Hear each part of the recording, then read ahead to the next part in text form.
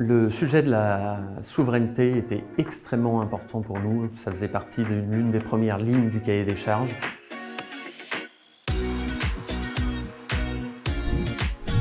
Codéchamps est un fabricant de capteurs de position, notamment pour les secteurs stratégiques de la défense, le spatial, le nucléaire civil et le sport automobile. Depuis le début de l'histoire du groupe, l'activité principale a toujours été celui de la défense. Le rôle de nos produits consiste à mesurer la position d'un système en mouvement comme des tourelles, des radars, des panneaux solaires de satellites ou encore des autodirecteurs de missiles.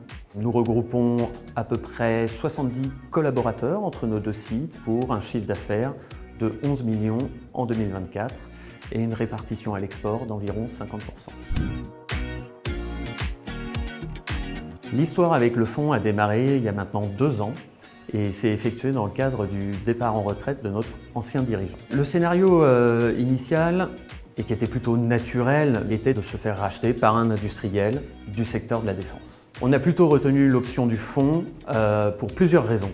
La première, le fait que le fonds soit sectoriel et de pouvoir dialoguer avec des membres qui ont eu une compréhension très fine de nos métiers. La deuxième, ce sont les sujets de souveraineté. Ça faisait partie de l'une des premières lignes du cahier des charges. Donc pour une société stratégique du secteur de la défense comme Codéchamps, c'était presque indispensable qu'on reste dans le giron français. On a pu avoir quelques réticences au début parce que nous, industriels, la première fois qu'on a entendu parler d'un fonds d'investissement, on l'a regardé avec un petit peu de distance. J'ai pu m'entretenir avec beaucoup de dirigeants qui ont eu des expériences sous LBO. Et d'ailleurs, je retiens un qui m'avait fait une confidence en me disant mot pour mot: je n'ai jamais créé autant de valeur que sous LBO.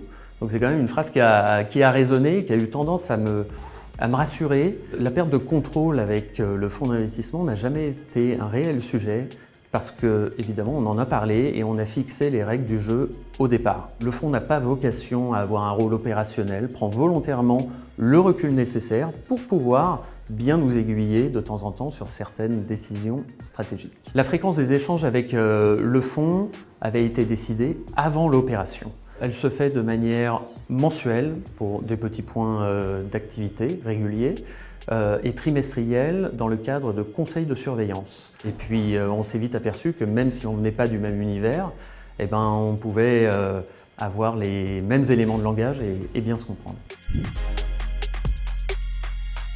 L'apport du fonds, mis à part les capitaux qui sont une évidence, nous a apporté évidemment beaucoup de conseils, de mise en relation pour développer le business et surtout le recul nécessaire pour pouvoir prendre des décisions vraiment structurantes. Ce qui nous a permis d'investir à la fois dans la R&D et à la fois dans notre outil industriel. Ça fait maintenant 2 ans que l'aventure a commencé avec le fonds et jusqu'à maintenant le bilan est extrêmement positif.